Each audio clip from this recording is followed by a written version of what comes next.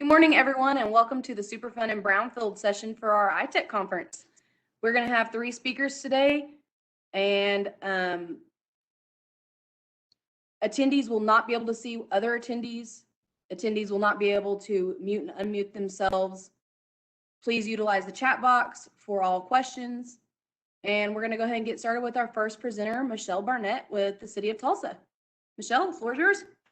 Hey, thank you so much. Very excited to be here with you guys this morning. I can't see your faces, but I'll just imagine, and you can imagine what I look like as well. But glad to be talking with you guys this morning about environment and economics, about how the city is working to make good on area-wide planning in its Brownfields program, especially as we focus on environmental and economic justice and the role of community outreach and involvement in that process. Just a few things about the City of Tulsa's programs.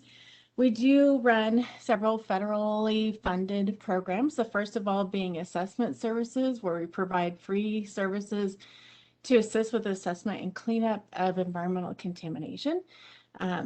So this program really focuses especially on the Route 66 corridor through the City of Tulsa, but is applicable throughout the community.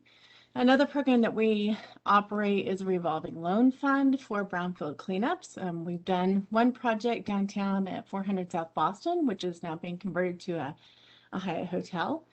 The second one that we have active right now, we're doing jointly with ODEQ, is conversion of the former Abundant Life building at 1720 South Boulder into apartments and mixed use with sharp development. So that's another active project that we have, but those funds are still available for other projects within the City of Tulsa. If you know somebody who has a cleanup that they need help with, that is a barrier to redevelopment of a property. So we're glad to talk with them about that. The other part that we do really are working on environmental cleanups of properties that are owned by the City of Tulsa. And the question I always get is, what is being done about contaminated properties in my area? And I'm sure you guys hear the same questions. And the second one I always hear is, how can we have a say in what happens at sites in our neighborhoods? And to that end, several years ago, we really began to look at what is the role of environmental justice and outreach as we look at conducting cleanups and prioritizing properties for cleanup and redevelopment. And I just wanted to highlight here again EPA's environmental justice goal, which is to provide an environment where all people enjoy the same degree of protection from environmental and health hazards. And I just wanted to bold this part because it's really what I'm going to focus on today. Equal access to the decision-making process to maintain a healthy environment to live, learn, and work. Environmental justice being the fair treatment and meaningful involvement of all people, regardless of race, color, national origin, or income. And so I do want to highlight again the work that we're doing with meaningful involvement and equal access to the decision-making process as we look at our Brownfields projects and how we work to convert those into redevelopment and economic engines. So I just want to go back a few years to give you guys some context. Several years ago, beginning in about 2011, the City of Tulsa received a pilot area-wide planning grant from the Environmental Protection Agency for $175,000. And the target area that was identified for this planning grant was the area in North Tulsa, that's just north of downtown, just north of downtown, I'll just put it that way, reminding myself that we have people here from all over the country who are not familiar with Tulsa's geography, covering an area of about 3 square miles. And over the course of about a year, we conducted about 6 public meetings, about one every other month. We initially identified through public processes over 200 properties that could be considered brownfields. We weren't sure whether or not they actually were, but through that public outreach process, public prioritization, understanding what the community's goals, objectives, needs, and desires were, for those sites and for the redevelopment in general, we winnowed those down gradually from over 200 sites to about 100 and something, down to 30, and then 10, and then finally 6 key sites that community wanted to prioritize for cleanup and redevelopment. And so what was interesting to me, one of the things that came out of this is that the community also came up with their economic goals and their reuse goals for each one of those properties. And so I might have expected that everyone would say, we want everything to be a grocery store, or we want everything to be housing, or whatever. But the community was very nuanced in their application of the process, and we saw that each site, they were able to contribute and identify unique uses that they felt like were appropriate to each of the different properties, and they have proven out to be very true. Even as 10 years on, we're still working on implementing the results of that area-wide plan. So one of the first sites that we began working on then, there were 6 properties, and I'm going to highlight the cleanup and redevelopment of 3 of those today. There are 3 that are actively working toward or are redeveloped or in active work toward redevelopment. Out of those 6 priority sites, to recap, one of those turned out to not to be a brownfield, just an ugly building. And 2 of those are privately owned, smaller properties that the owners have not indicated a desire to work with the Brownfields program or to take action on their properties. And we don't have the authority or really desire to force people to do things that they don't want to do. So the remaining 3 sites have been the priorities for redevelopment and cleanup since that time. First one that I want to talk about this morning that we worked on is the former Morton Health Center. This is about a 3.7 acre property about a mile north of our downtown center or city center.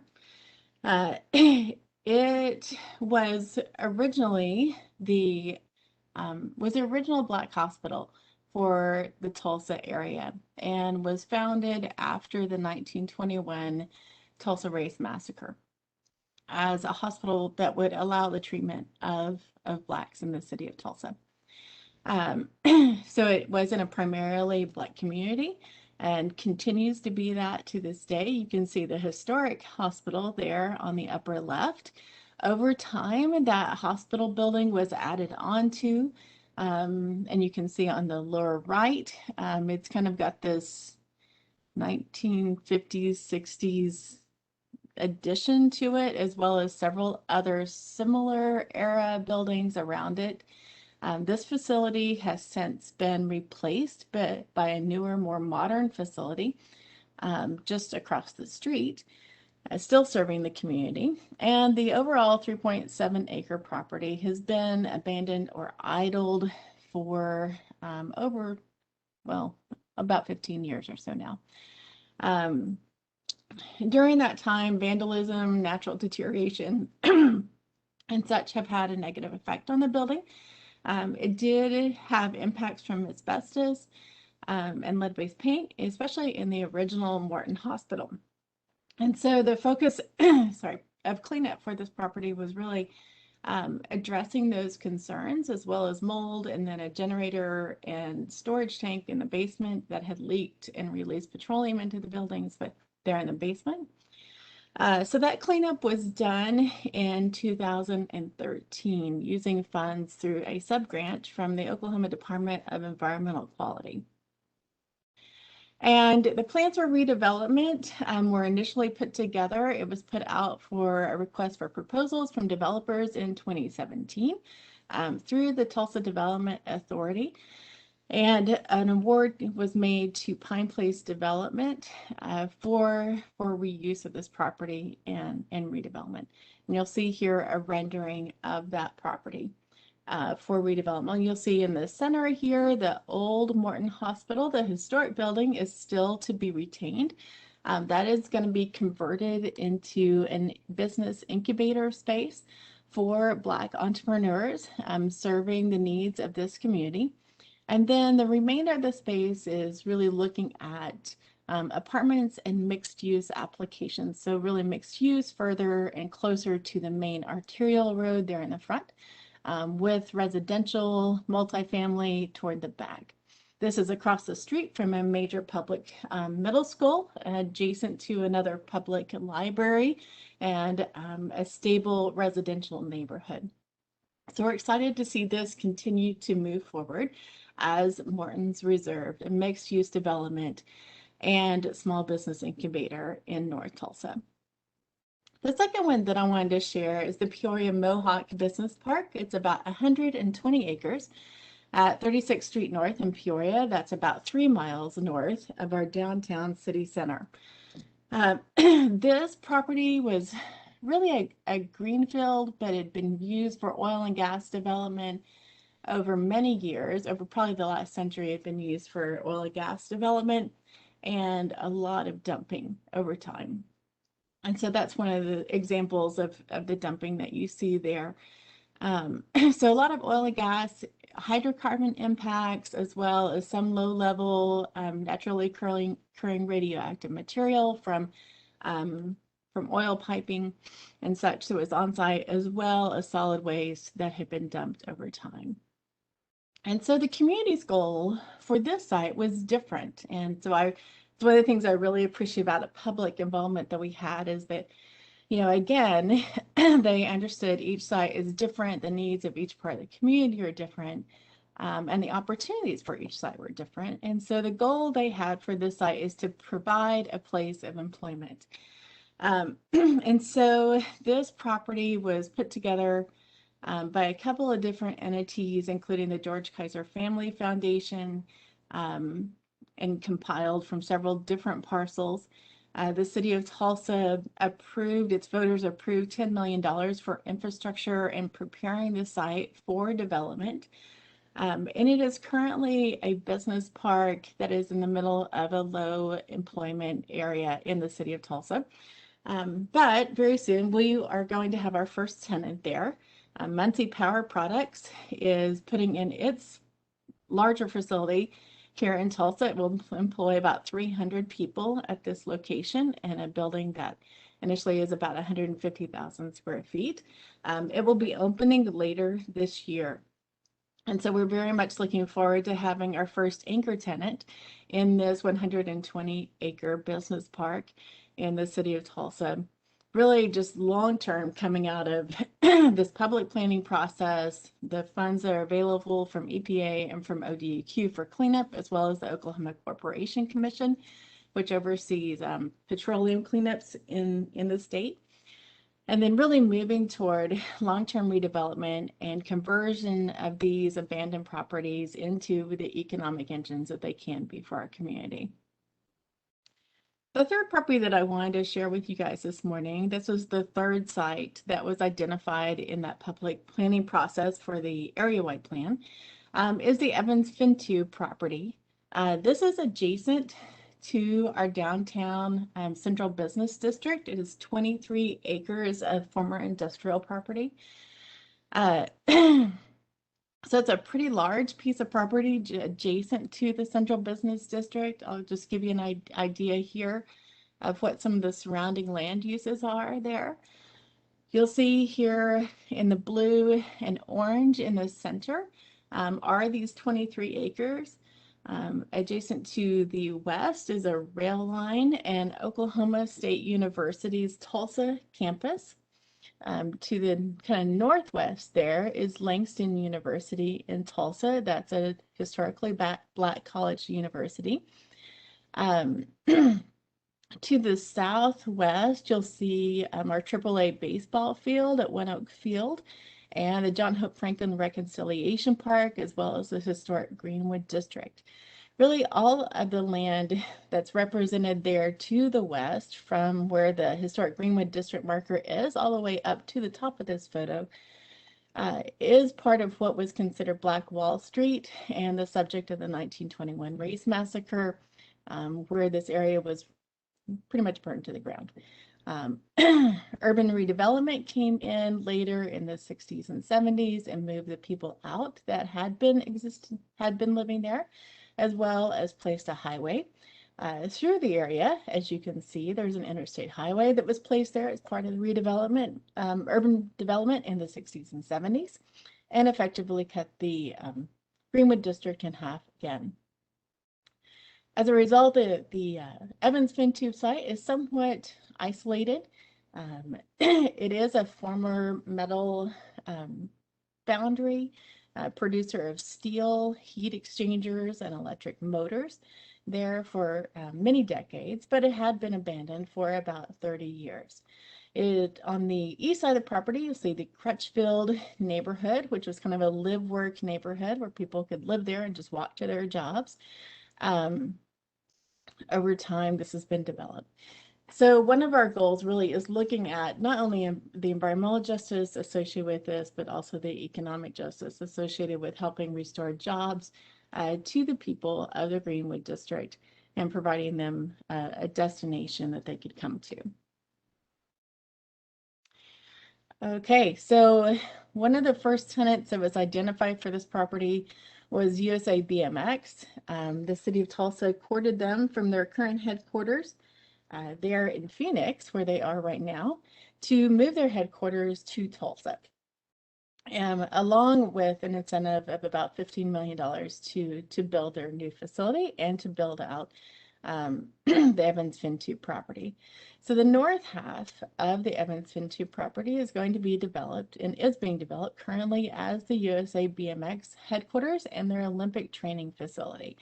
So they are right now competing in Tokyo, and at the next Olympics, their training facility and their headquarters will be here and established. And so we're looking forward to having that as part of our robust cycling community here in Tulsa. The south half of the facility remains undeveloped.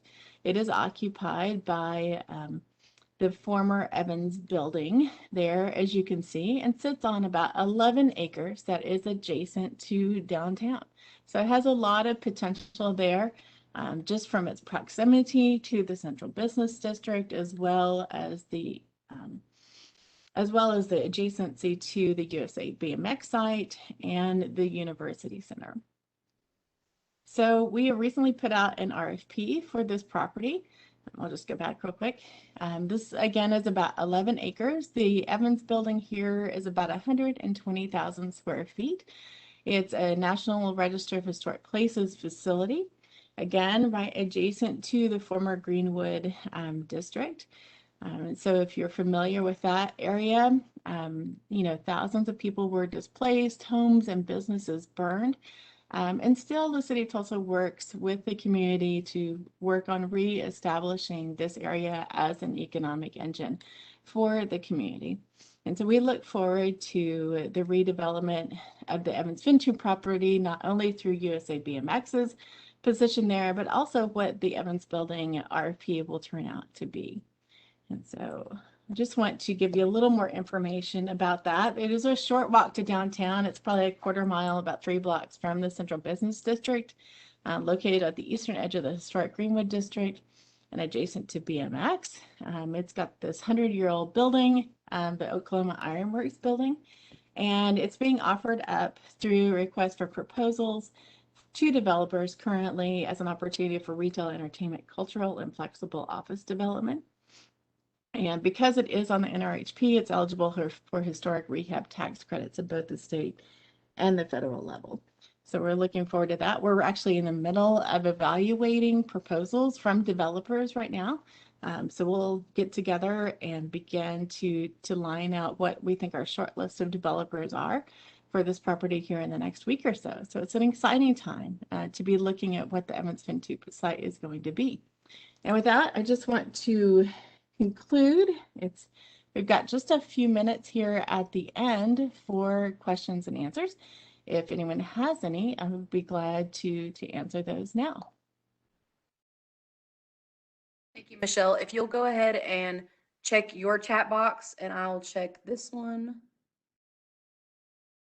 I'm not seeing any chats in my chat box, so just make sure you check yours. And then if anyone has any questions after the fact, you're more than welcome to email myself, and I can get that over to Michelle if you think of something afterwards. Very good. So with that, thank you so much, Michelle. We appreciate you presenting. Yes, and just stop sharing. I'm going to do that and pass it back over to you, Chelsea. Thank you so much. Thank you. Our next presenter is going to be Vivian Craig with the Navajo Nation. Vivian, the floor is yours. Okay, just a minute.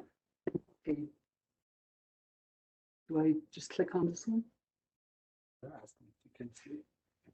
Can you see my screen? No, we cannot. Do I press share? Yeah. This one? Yeah, just gonna hit share.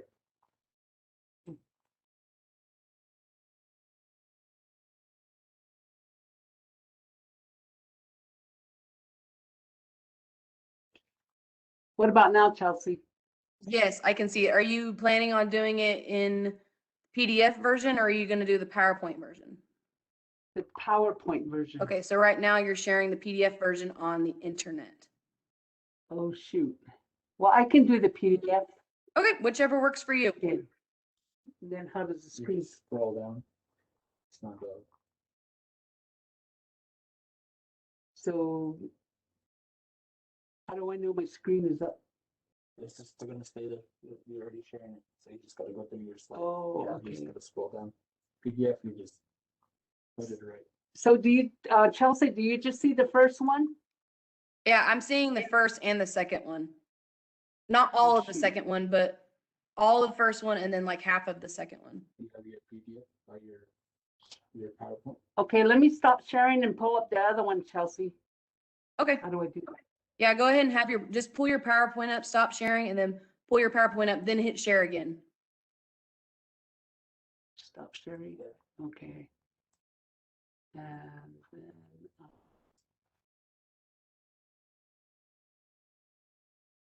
where do I have it?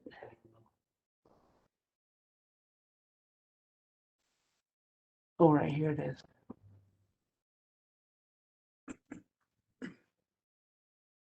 You can go full screen. Okay, down here. Okay. Do you see it now, Now you Chelsea? can share it again. Okay, where do I? Right here? So I get the exit out of that again. Exit out like this? Yeah. And exit. And then go to wherever you're using Teams. This one right here. Yeah, go and click on that one.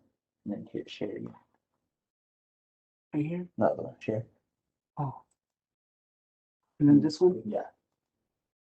And then share. Share. Do you see it, Chelsea? Yes, I can see it. Now just put it in the PowerPoint view and then we should be good. Okay.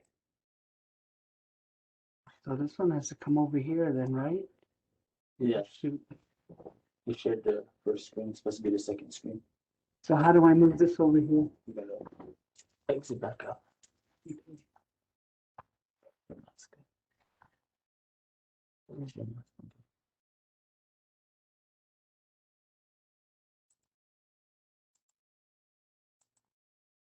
Oh. And then to move it forward. Perfect. I can see it. Okay. You should be Sorry good to for go now. the difficulties. Good okay. morning, everyone. My name is Vivian Craig. I work with Navajo Environmental Protection Agency in Window Rock, Arizona, and I work for the Superfund program. And I am the Senior Environmental Specialist for the Superfund program. I just want to talk about the housing infrastructure during the COVID-19 pandemic. There's 3 sites that we were focused on. We were at a standstill from probably March to the middle of July. And we started back up in August of 2020 on 3 sites, which our executive director at the time, Mr. Whaley, approved it and deemed essential for the 3 sites. So as we went across Navajo, or as I traveled across Navajo, there was all these signs that were all over, like around the housing authorities and the communities, and just to promote safety during the COVID pandemic. And a lot of reminders, a lot of homemade signs were posted along the roadways. There was no visitors allowed, like when you go to a home site, call this number. If you have questions, they would have their cell numbers on boards, and just reminding a lot of people, you know, constantly of the pandemic that hit Navajo. As you know, you probably heard the news that Navajo was really hit hard as a tribal nation. And the Navajo name that was named for the COVID-19 was the Kosinskaunas Edata. That means like the big cough. Nskago means huge. And the Kos means cold. And then Nats Ezata is the number 19. So that was how our President Jonathan Nez did all these outreach for what he called it was a town hall meeting, and those were on the Facebook, like 10 o'clock every Tuesday, giving updates on the Navajo Nation. So these are the 3 sites that I will be focusing on, projects and home sites affected by abandoned uranium mine sites, and also the pandemic. And the whole purpose too was for these housing projects on Navajo was following the safe, sanitary, and decent housing, which is by the HUD. And the first one was the Contaminated Structures Project. And that is homes that are made out of uranium mine waste. So they're all over Navajo, mainly around on the mine sites. And what a lot of the miners did was they brought rocks back from the AUMs, abandoned uranium mines, mainly built their foundation. So that's mainly where we find elevated rocks in the foundation. And then we have Northeast Church Rock Voluntary Alternative Housing. That's a community that will be impacted if the Nuclear Regulatory Commission approves the draft environmental impact statement, which is in their hands right now. And they have extended the deadline to October 31st, 2021. First it was October 2020, then they extended it to March, and then after that they extended it to May. But with the help of our Navajo Nation president, with a letter, they extended it to October 31st, 2021, due to the fact of a lot of our people don't have broadband. So the outreach was not out there on the draft EIS for the community that would be affected. Then my third site is the Haystack #1 site, and the responsible party for that is Burlington Northern Santa Fe. And that is under a time critical removal action. And also the Northeast Church Rock is on the national priority list as a Superfund site. We have over 540 plus mines on Navajo, and we have monies for cleanup for about 220 plus of those AUMs on Navajo. As you know, the Navajo Nation is about the size of West Virginia. It goes into 3 states, which is the lower part of Utah, Arizona, and New Mexico. So for the contractors to be able to come on site, we have to follow strict guidelines. So what the Navajo Nation president did was he closed the nation during the pandemic. And at that time, Navajo EPA staff were identified as essential staffing.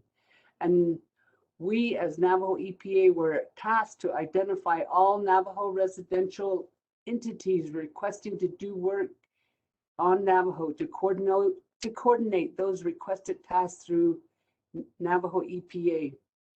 And this translated to NSP Navajo Superfund requesting for a full scope of work, including all staffing and their origin, their travel, their contact tracing. So when you went on a site, you took names, phone numbers, when they arrived to the site, when they left the site, and most importantly, it had to include an updated health and safety plan with all the current CDC guidance for the pandemic. So the staff, mainly the remedial project managers for the Superfund site, would evaluate and make recommendation and then provide essential staffing letters signed by our executive director. And this kept everything lined up through the executive branch's directives for work that was going to be done on Navajo for these 3 sites. So essential contractors were required to follow CDC guidelines, including a more stricter guideline by the Navajo Nation Department of Health COVID guidelines. And they had to show and submit their updated health and safety plan. They had to do daily COVID testing, weekly COVID testing when they first arrived on site, and then a COVID testing when they got back to their destination. So essential letters were provided to the contractors to be able to work on Navajo. And the Navajo Nation Department of Health pandemic guidelines included, along with the President's guidelines, we had lockdowns here on the Navajo Nation. We had curfews here on the Navajo Nation. Social distancing was strictly enforced. So how they would identify social distancing was like, imagine three sheet between you. That's how far you should be from the person in front of you or the person in back of you. So, you know, that's how they would tell you to distance yourself. And temperatures were taken before entry to any stores on Navajo. And hand washing stations were provided along with sanitizers, people going in and out of the grocery stores. And during the pandemic, no children were allowed in the stores, and only one family member per household were allowed to do the grocery shopping. But on certain days, they would open up the store earlier for the senior citizens, and then they would be able to go in with one person to help them shop for groceries. And then at that time, also, they had additional discounts for the senior citizens of the Navajo Nation. And as they exited the grocery store, little sanitizing packets were provided for the senior citizens. And we also had the president and his executive staff, along with Miss Navajo, were constantly out on Navajo Nation, providing food, beans, rice, flour for bread, all the essentials that were needed for some of the families that, you know, could not get to the stores due to the curfew and lockdowns. So there was a lot of coordination done by the Navajo Nation to make sure all our families were safe during the pandemic. So the first area that I will go over is the Contaminated Structures Project. And I've been involved with the CSP ever since 2013 full-time, when I transferred to the Superfund program. Before, I was with the radon program with the Air and Toxics Department. And we finished this home, which is OL-016. This project is confidential. We don't use names. We just use numbers for the site. So OL stands for Oljeto, which is the southern part of Utah in the Monument Valley area. So as you can see below, the before picture was OL-16 before. And this is near, right behind that house, you see the rock. There was a mine right there that's called the Charles Keith Mine. So this home was elevated within the fireplace and along the foundation, and then the sidings, all because the dirt is very nice right below the Charles Keith. And at the time, United Development, it's called UNDC Corporation, built about 30 homes right here in this area in Oljeto.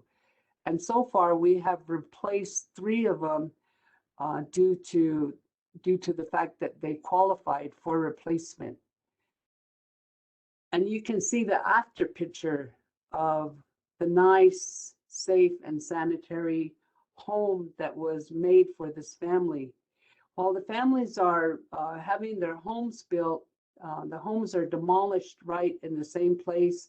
The soil is tested and new soil is brought in for construction to begin. And also these homes are all made with a radon resistant barrier for radon. And the homes are supplied with Energy Star stove. We give the families the option of a gas stove or electric. But you know, our families, how Navajos are, we like instant heat. So most of the homes are provided with a propane gas stove. We follow like the HUD regulations. We have the ventilation above the propane gas stove. We followed the contractor along with the EPA START contractor, followed all CDC guidelines on distancings for the contractors. But the contractor for the homes that were built for the CSP are a family. So they knew each other's movement. They knew where they were coming from, where they went to and fro from their home. So they're the ones that finished this home in Oljeto. Also, they are provided an EPA certified wood stove. A lot of our elderlies are into, like I said, instant heat, and they like to sit by the stove during the winter time. And so we provide them with a stove if they had a stove already in their home. And when this house was turned over right in the midst of the pandemic, we made sure that the home was sanitized. As you can see, there was a notice put on the door right before we conducted the walkthrough with the family to turn the keys over. So the sign says this building has been cleaned and disinfected against COVID-19 on August 18, 2020. And just a warning sign there saying unauthorized entry can cause cross-contamination. And all COVID guidelines and restrictions were followed at the time when the keys were turned over to the family. The keys were disinfected with a sanitizing cloth before it was handed over to the homeowner. As you can see, the EPA START contractor is handing the keys over to the homeowner of OL016. As we provide these homes for the families, I'm the one that does all the legwork for the family. I get the home site surveyor and I give all the information to the EPA START contractor. We get the cultural clearance, we get fish and wildlife clearance, and we are dealing on Navajo with tribal trust land, tribal fee land, and allotments mainly on the New Mexico side of the Navajo Nation. And all this, while these are being done, is paid for by the families. So they don't pay for the surveys or the clearances. And like I said, I do all the legwork for the families. And this one is the Northeast Church Rock Voluntary Housing. For this site, this family live in a community where a cleanup will begin on the Northeast Church Rock. Like I said again, the draft EIS is in the hands of the NRC, Nuclear Regulatory Commission, and they should either be giving their approval or disapproval come the end of October 2021.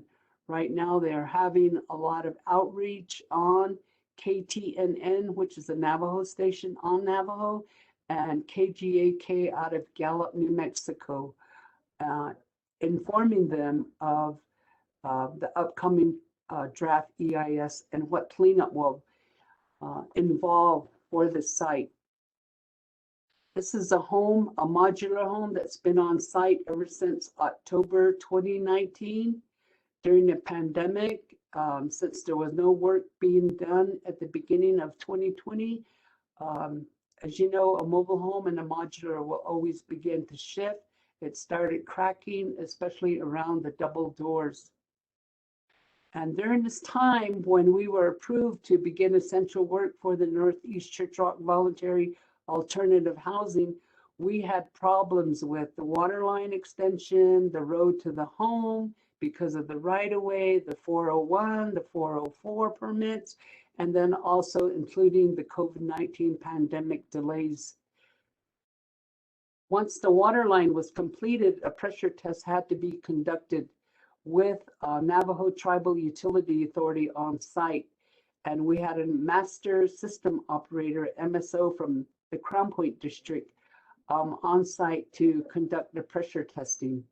So this was first time I had seen a pressure test done, and it was done very professionally. The MSO was very informative and explained the whole process along the way.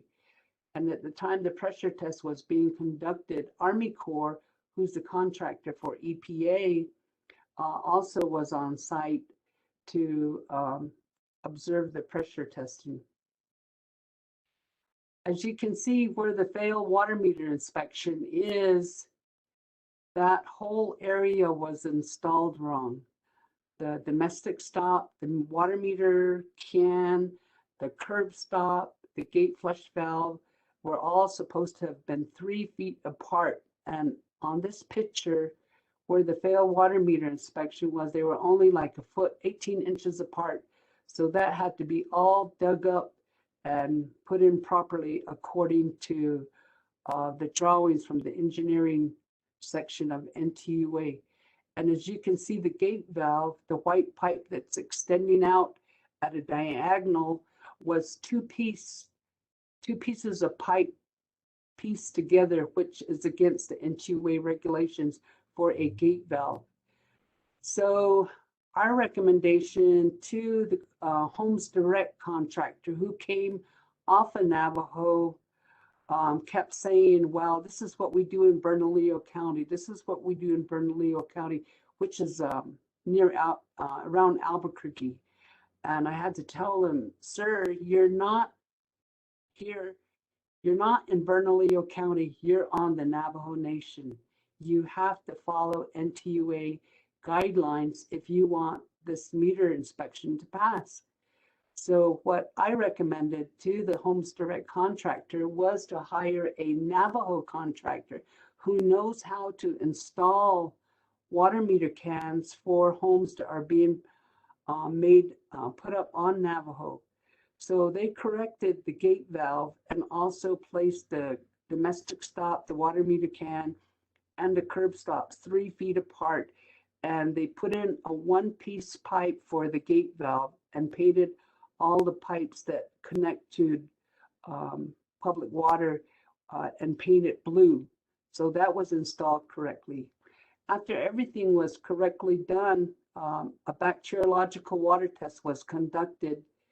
So I got a letter from NTUA saying the water meter inspection passed, the BACT passed, so that Homes Direct can get paid by the Army Corps. And one of the things that was done wrong was the water line extension. The contractor from off Navajo installed a water line extension and went out of the right-of-way. And the same contractor made the road to the home, and he didn't follow the 401 and the 401 permits for the culverts. So all those two, the water line and the road, and had to be redone. But fortunately, the septic system did pass.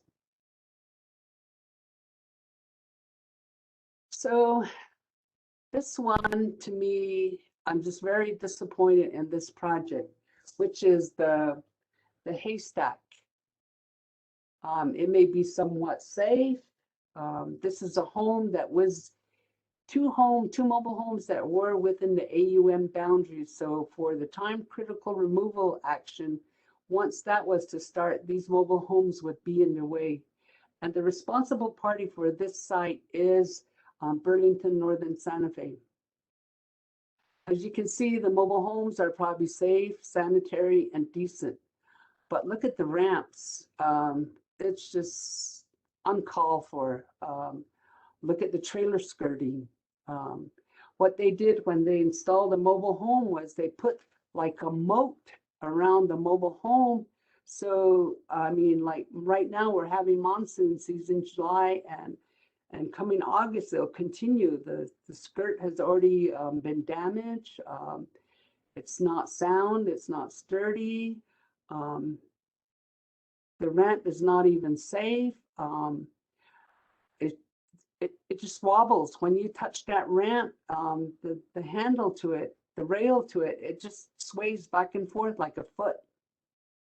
And as you can see, the nails are exposed. Somebody could get hurt by that. And then in the other one, in the steps, you can see the screws aren't even going into the 2x4s or 2x8s. I mean, that's not safe. That's not decent.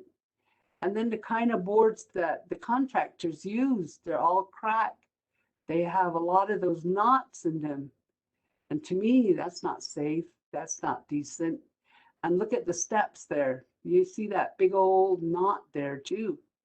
I mean, I'm sure that portion of the step will be given away soon.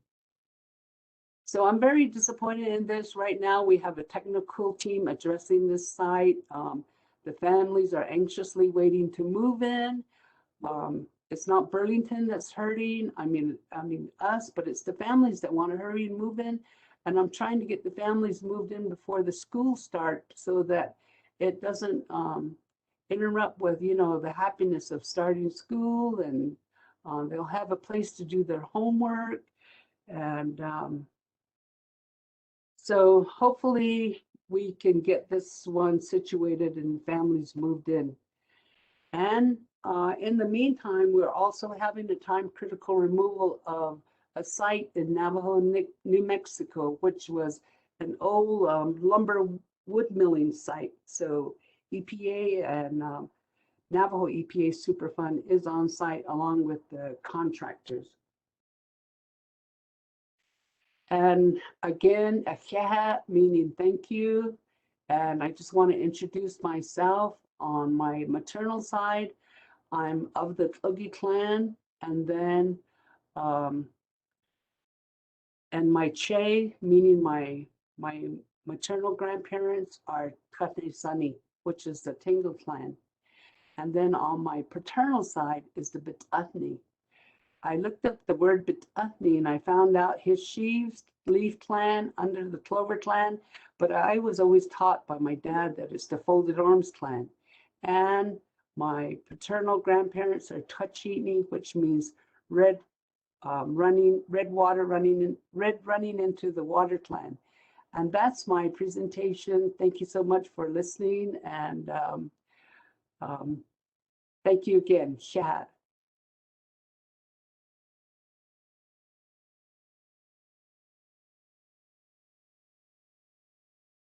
I'm done, Chelsea. Thank you so much, Vivian. Our next presenter is going to be Helen Dangle with the Sitka tribe.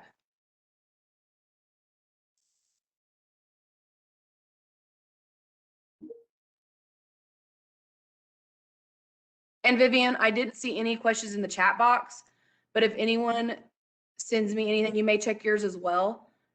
And then if anybody sends me anything like an email, I will email that over to you. Okay, that sounds good, Chelsea. Thank you, Vivian. You're welcome. Helen, I have made you a presenter, and you should be able to mute and unmute yourself as well. I just need a moment to set up. Okay, Sorry. it's I fine. was expecting this to be later. Okay, second.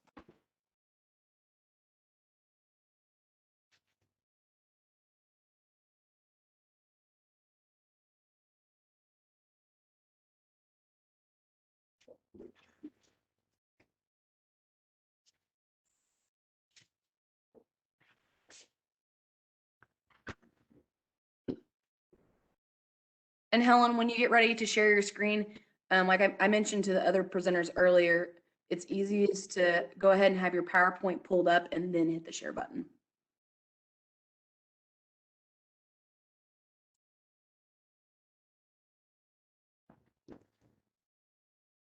Okay, it'll just be a minute.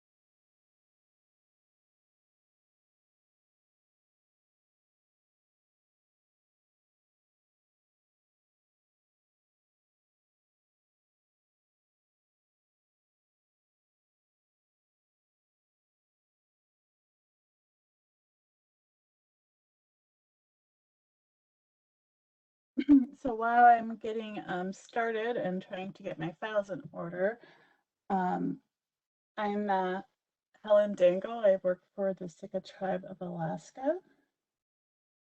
And we're up here on the panhandle of Sitka.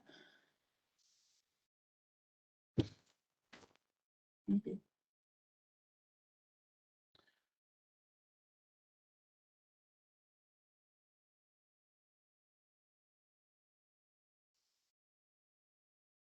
So it's kind of cloudy out. It's kind of usually cool, or it's warmish all year round here, but it's not.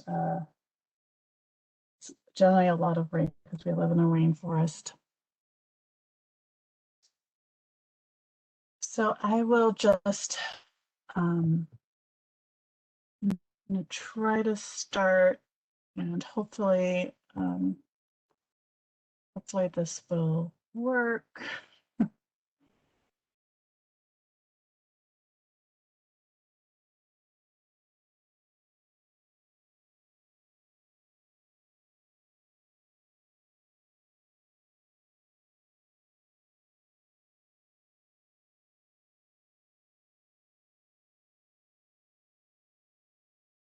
And Helen, I do have your PowerPoint too.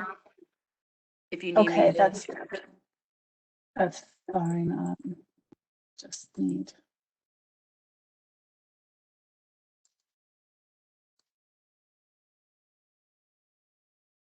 Need my notes to show up.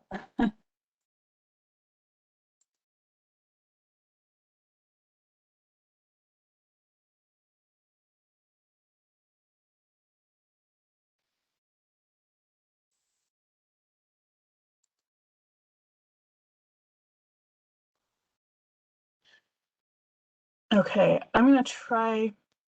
Oh, great.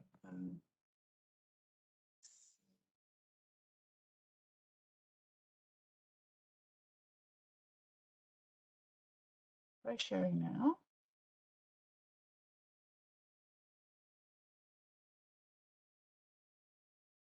This might be. Okay, what do you see? I see all of them in like a grid pattern.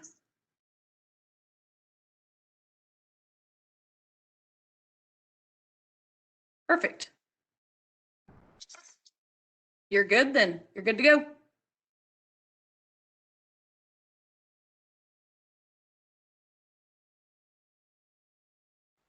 Okay, so as I said, I'm Helen Dangle. Welcome to Sitka Tribe of Alaska Brownfield Success Stories. We also abbreviate our names, so sometimes I'll say STA.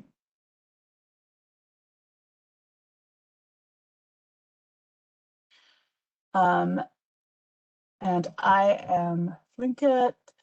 My Tlingit name is Aklay Yusatuasak, Kagwantane. I am from the Eagle Moiety Wolf clan. And here's me and my son and my regalia. And I've worked on and off for our STA since 2001.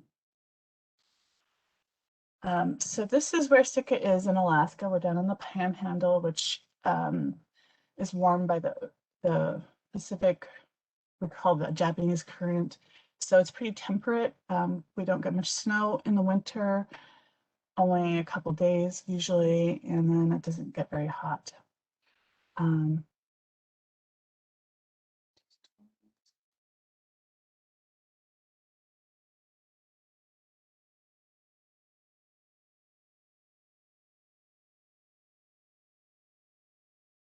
Okay, so the other note is that Sitka is only accessible by boat or plane.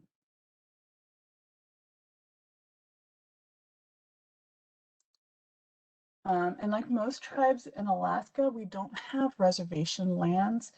We do, however, have a traditional territory where, you know, we look after all tribal concerns, including contaminated sites and brownfields. So our traditional territory is kind of where we look out for. And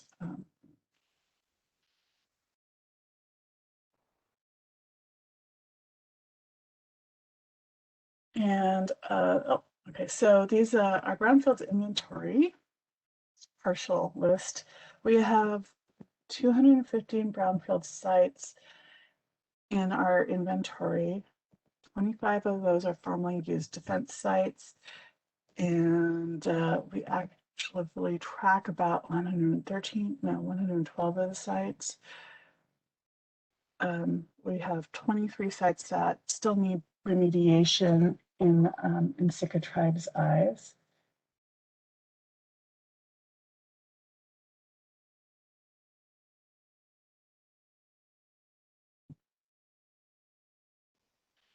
And STA has several sites that are top priority that we've been investigating. A lot of our sites are, well, we live on an isolated island with only 14 miles of road. And in Alaska, we have a lot of wilderness between our villages and towns. So most of our reuse for our brownfields is for what we call subsistence use, which means traditional harvesting of fish and wildlife and plants. So that's one of the really important things because we are still really isolated. A lot of people still depend on our traditional foods, and actually kind of beyond. We don't like the word subsistence because that implies that we're living hand to mouth, but really it's a really bountiful land. So we this is the former pulp mill at Sawmill Cove, which is on our road system. Was developed in the 50s, just after World War II, I think, actually. So, and this pulp mill polluted our waters, the ocean waters, with dioxins and furans in the intertidal zones where a lot of our gathering comes from. And this pulp mill closed in 1998. And the city of Sitka took it over and turned it into an industrial park. So it was a very polluted site when the mill closed, and the Alaska Department of Environmental Conservation and EPA kind of agreed it wasn't a Superfund site, but there are certain protocols they're supposed to follow. And so the intertidal area where they dumped the dioxin pollution, it was really polluted, but they determined that they were going to naturally remediate it. So they just let it lie and stay, and they also imposed that there was like a no anchor zone that there wasn't to be no disturbance of this area, and it was supposed to be monitored for the next 50 years. And the State Department of Environmental Conservation let the city do this monitoring, and they hired consultants to do that. But they monitored it for a little bit, and then deemed that the area was fully recovered in 2012, and that it did not need, DEC determined that it did not need monitoring anymore, that it was all good. And Sitka Tribe kind of had some problems with this. So the city built a new deep water dock in 2017, despite Sitka Tribe of Alaska's objections about docks, and we weren't really very trusting that, you know, this area was magically all cleaned up, and the deep water dock dredged and drove pilings, the things that support the dock, into the muck, where it would have totally brought the dioxins and stuff to the surface. So also there's an industrial dock behind that is scheduled for replacement in the next few years, and they are trying to build a new boatyard behind that.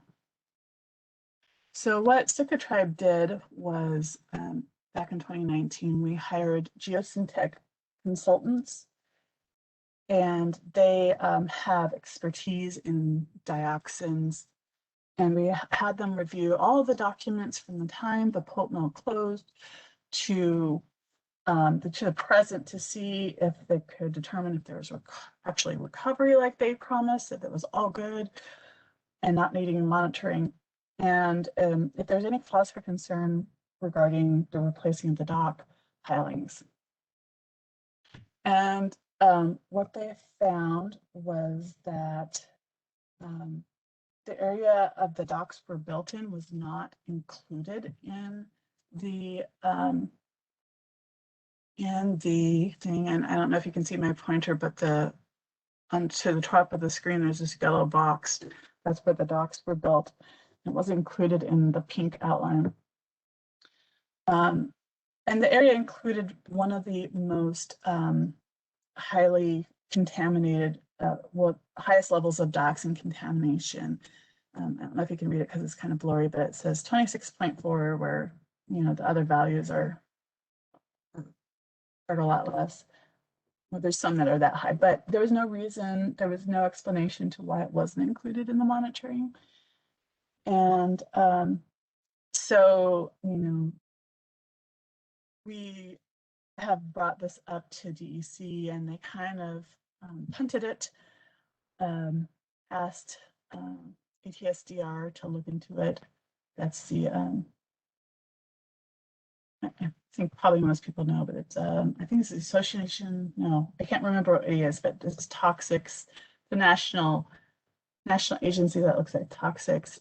And basically there's just not enough data there unless we do more sampling and found dioxin contamination, even though this area wasn't included. But our consultants found that most of the area was tied up, like the dioxins changed, so it's no longer as bioavailable to animals. Of course, since we depend on subsistence fish and salmon, and we're eating that food, we're very concerned about our food being contaminated. So the next site that's a priority for us, and actually has been, is the Chichikov mine in Clegg Bay. Clegg is taken from the Tlingit word Clegg, and it is this, before the mine, the Tlingit people had an Indian village there, and they located the village there because of the large sockeye salmon system. It's a river and lake system, and that salmon system is still really important to our tribe today. We go up to get salmon for our tribal citizens there. and people come in and fish. And so the mine was opened in 1905 and mined primarily gold and silver, but other minerals as well. And this town of Chichikov that grew up there was larger than Sitka at one time, which at that point was, I think it was the capital of Alaska, or it had just been. And there was 2 stamping mills. Most of the operations stopped at the beginning of World War II, and there were attempts to reopen the mine after the war into the 1980s when they finally gave up. SD has been concerned about the tailings leaking contaminants into the waters in the intertidal area since the start of our environmental program 25 years ago. So we've been looking for funding to investigate. Right from the start of our Brownfields tribal response program, we tried to apply for Alaska State Brownfields funding. They have grants, but we didn't get that. And so we applied to the Targeted Brownfields Assessment Program, and that's working with Brandon Perkins in Region 10. And so we did get that. With this process, we don't oversee the sampling process, so it's kind of out of our hands, but again, because this land isn't ours, like the property itself has a responsible party, and we're just concerned. And it's also in the middle of a wilderness area. So, but this process led to an expanded site inspection.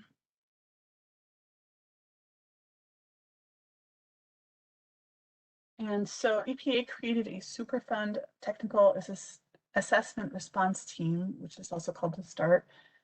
And they hired E&E, which is environment and ecology consultants.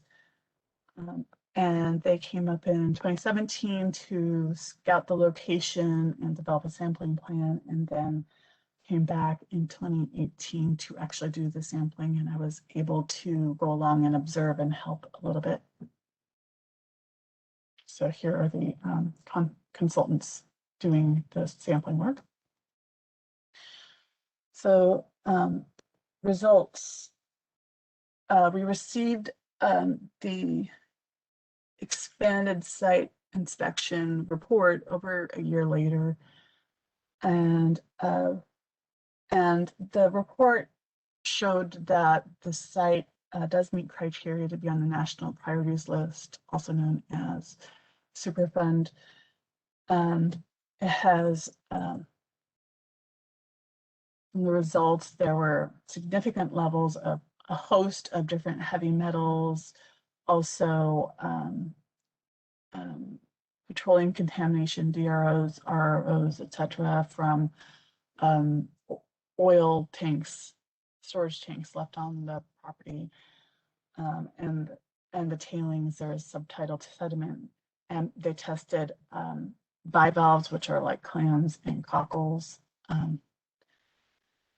So there was contaminants found in all of it, particularly mercury and arsenic, and the mercury is also methyl mercury, which is the kind that is bioavailable, so it can bioaccumulate up the food chain. And there are advisories not to eat the shellfish in that location.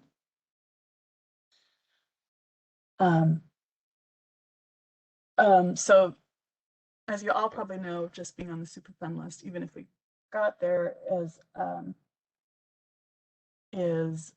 doesn't not a guarantee of funding, and we'd have to lobby to get, we'd have to lobby as a tribe to get it on the list, and also get the state of Alaska to concur, which they weren't necessarily willing. So there's that about what to do. So after the report was released, the mine owners, they offered the land to the U.S. Forest Service. They'd already, EPA required them to pay for that whole process for the START team and the investigation. So they report that they're broke. They're mostly descendants of the original mine owners, so I don't, whatever wealth they might have accumulated has probably gone somewhere else. They don't really want to be on the hook for cleaning up, although they always will be, because you can't just shirk that. So they offered it at the Forest Service, and all of the land in the Southeast is Tongass National Forest. So there are inholdings for, cities and private lands, but the majority of it's National Forest, and the area surrounding that has a wilderness designation. So the Forest Service wants this land to be made into wilderness, and this kind of works for the tribe as well, because it would protect fish and wildlife for our traditional harvesting. And that's the reuse we would like to see. So it's kind of a joint vision. But the caveat at the thing at hold up is that the Forest Service can't accept land if it meets these standards for RCRA. For being a Superfund, it has to be cleaned up, so it's not. And so going forward, what we did was Sitka Tribe of Alaska formed the Chichikov Mine Working Group. And it's a group with wide participation from federal agencies, from state agencies, and from non-governmental organizations like conservation groups, the Southeast Regional Conservation Group, and our local. And also, we've met quarterly over Zoom, so about 5 times, and we've built consensus. At first, the state was really reluctant, but the State Department of Environmental Conservation was reluctant to even touch this, because they're like, well, there's no funding, there's no chance. But as we've gone along, people have gotten more enthusiastic, and they've invited others, like the Conservation Fund, which was a potential third-party landholder, so that someone could take the land from the mine owners, and then it could be cleaned up and then passed to the Forest Service. We've also had a prospecting group come in who had this idea that they could rework the tailings and remove all the contaminants, and then maybe have a little profit from the remaining minerals. I'm not sure if that will fly, but we're trying to figure out different ways forward, because it needs funding to be cleaned up, and that's more difficult for us to find.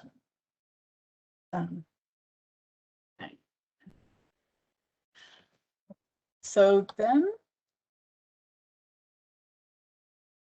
another site STA has prioritized is Stargaven Bay. Stargaven means Old Harbor in Russian, because the Russians first came here to colonize. But so I think that's called Gajahin, which means Gaja River, referring to that river there in the middle. STA has been concerned about contamination affecting our traditional clamming area, and there's people doing harvesting clams and cockles. Oops, it's gone too quickly. Go back. So it's also, the Stargaven area is also high use for recreation. There's a campground there, there's trails, and also industry. There's barge landing and a ferry terminal, etc. So back in 2002, the state of Alaska owns our ferry system with a dock there, and they're going to expand it. Again, we're only accessible by boat or plane, so the ferry has been one of our main ways to go between communities. And this sampling review found that there were high levels of arsenic, of lead, various heavy metals, PCBs and tributyltin, which is an anti-fouling chemical found in boat bottom paint. So they paint boat bottoms to keep the sea life from growing on it, because if you don't do that, barnacles and seaweed and all kinds of stuff grows on your boat bottom, and then that makes it slower. But tributyltin is now banned internationally because it's very toxic. So that has been found in there. The responsible parties are a boatyard that's been there for 50 years or more and was originally owned by the pulp mill, and a trap and skeet range that used lead shot over the tidelands.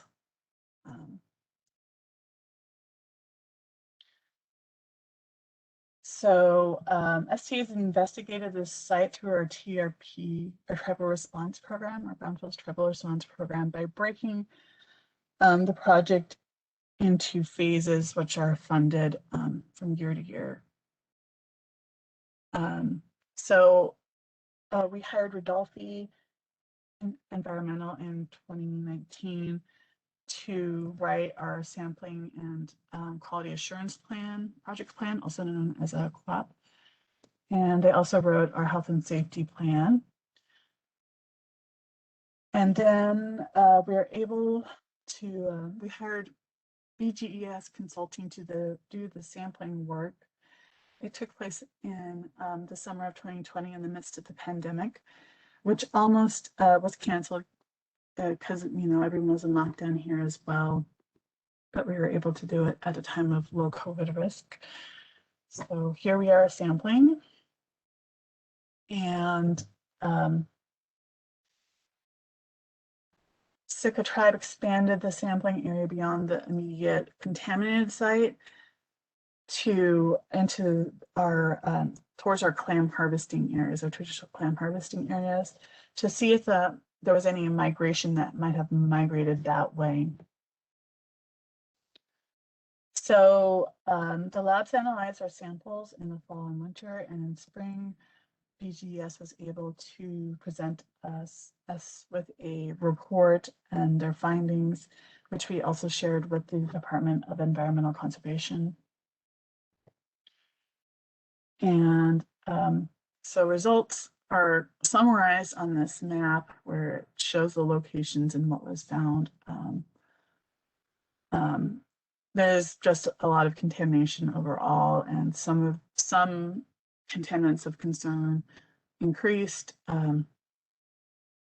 But also what, this is our clam harvesting area over here in the yellow. And what we found was that there was significant, like over the recommended levels of arsenic and cadmium in our harvesting area. But curiously, it doesn't look like, with how the gradient is, it doesn't look like those came from the currently identified sites or the responsible parties.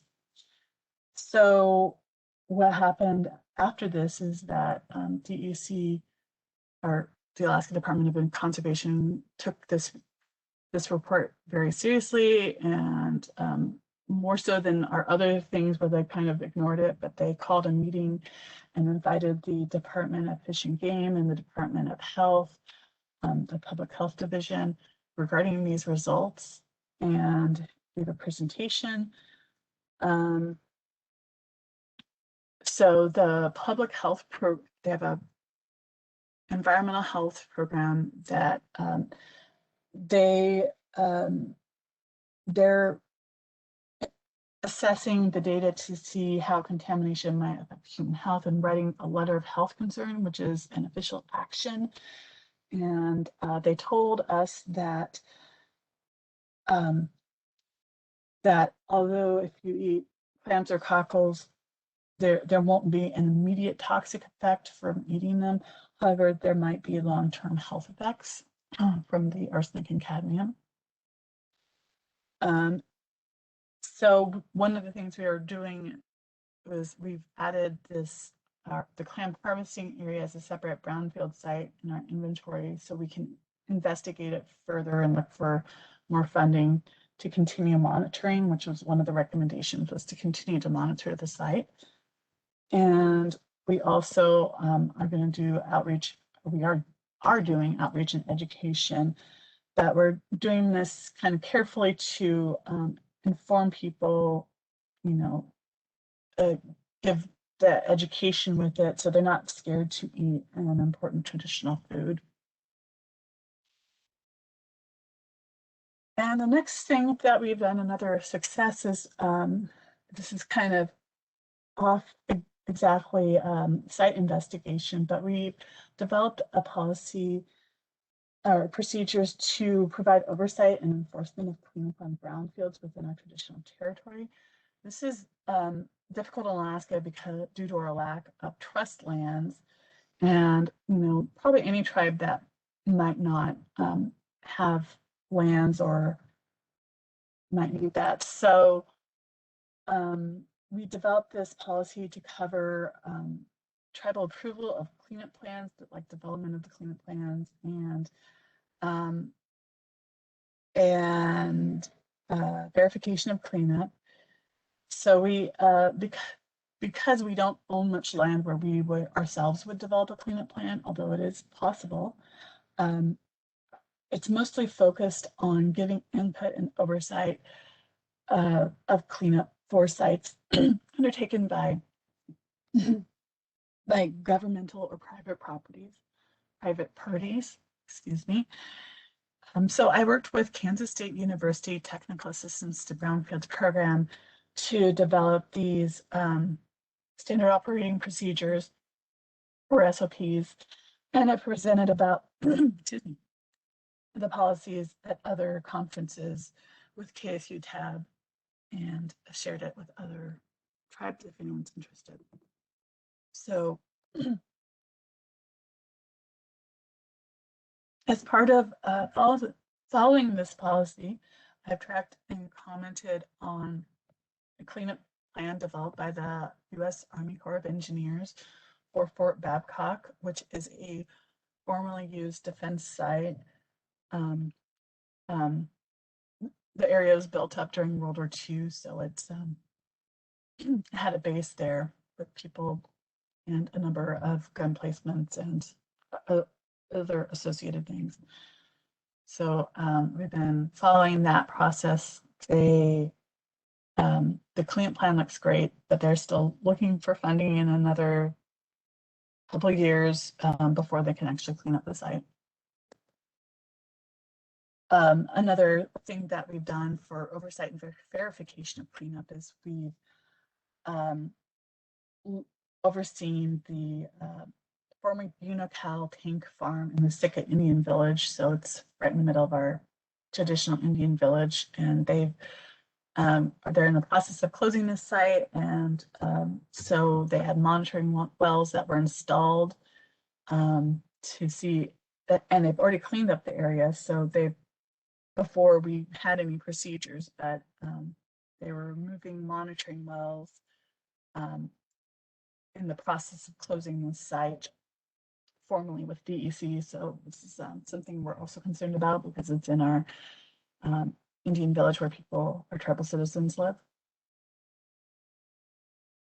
Our Brownfield program also monitors oil spills or potential oil spills, and a big potential source is from boat groundings, where fuel tanks may leak petroleum products, and this is one that happened last year. There's a couple. This is a very bad day for this fisherman. Our Sitka is a maritime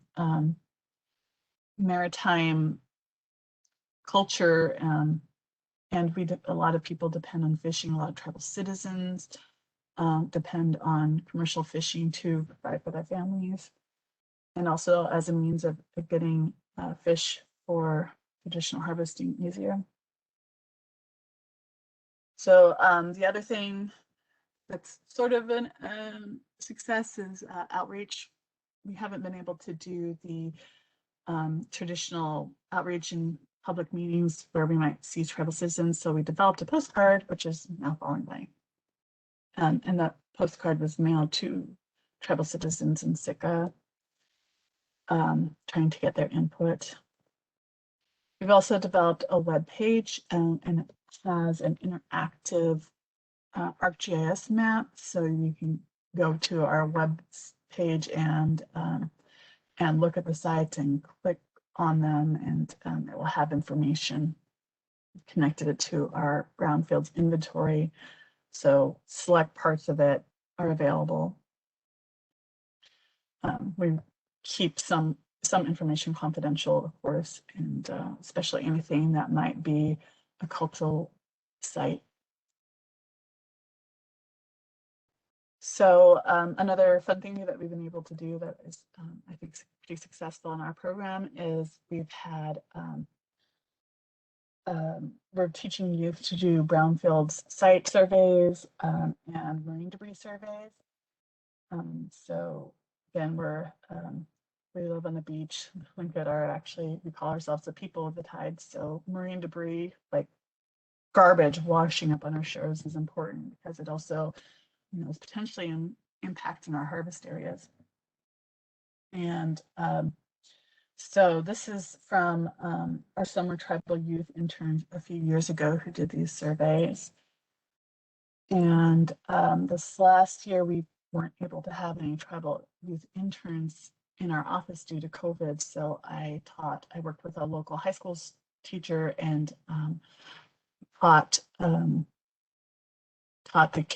the biology class how to do marine debris surveys, which was pretty fun. Got to go out to a remote area on a boat and survey that site. So Huchaway, that's all I have. And here's a beautiful picture of Sika in the springtime.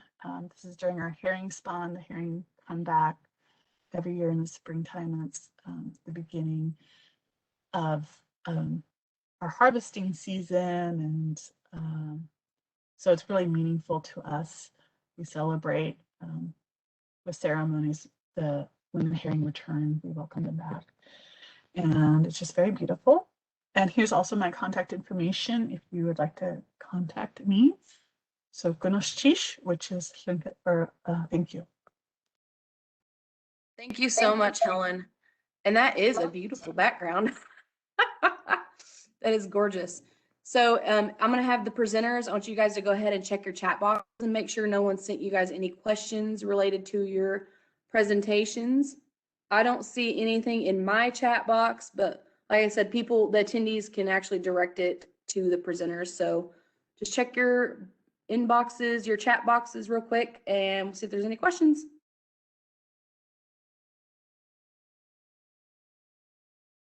And if you guys don't have any questions, you're more than welcome to email me, and I can get those questions over to our presenters after the fact. Chelsea, would you please make me not the host anymore?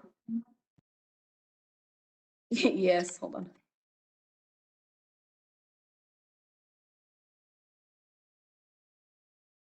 Okay, there you go. So did anyone have any questions in their chat boxes?